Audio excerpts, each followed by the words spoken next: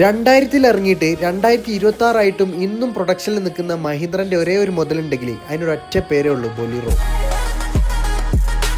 26 വർഷം പിന്നിട്ടിട്ടും ഇന്നും ആളുകൾ ഇതിനെ ഏറ്റെടുക്കുന്നുണ്ടെങ്കിൽ അതൊരു ബ്രാൻഡല്ല, ഒരു വികാരം തന്നെയാണ്. ഇനി ഈ വണ്ടിയുടെ ഡീറ്റെയിൽസ് നോക്കുകയാണെന്നുണ്ടെങ്കിൽ 2009 മോഡലാണ് സാധനം. ഫുള്ളി ഫേസ് ലിഫ്റ്റ് ചെയ്തിട്ട് ലേറ്റസ്റ്റ് മോഡലിലേക്ക് വണ്ടിനെ മാറ്റിയെടുത്തിട്ടുണ്ട്. പിന്നെ ഇതിന്റെ എടുത്തു പറയേണ്ട കാര്യം എഞ്ചിനാണ്. വളരെ കുറച്ച് യൂണിറ്റ്സ് മാത്രം ഇറക്കിയിട്ടുള്ള VLX CRD എഞ്ചിനാണ് ഇതിന് വരുന്നത്. അതിന്റെ പെർഫോമൻസ് ഇതിന്മേൽ കാണാനും ഉണ്ട്. പിന്നെ വണ്ടിനെ നമ്മൾ ലിഫ്റ്റ് ചെയ്ത് ഹൈറ്റ് കൂട്ടിയിട്ടുണ്ട്. പിന്നെ കുറച്ച് മെക്കാനിക്കൽ വർക്കും നമ്മൾ ഇതിൽ ചെയ്തിട്ടുണ്ട്. അപ്പൊ എങ്ങനെയുണ്ട് മുതല്? സെറ്റ് അല്ലേ?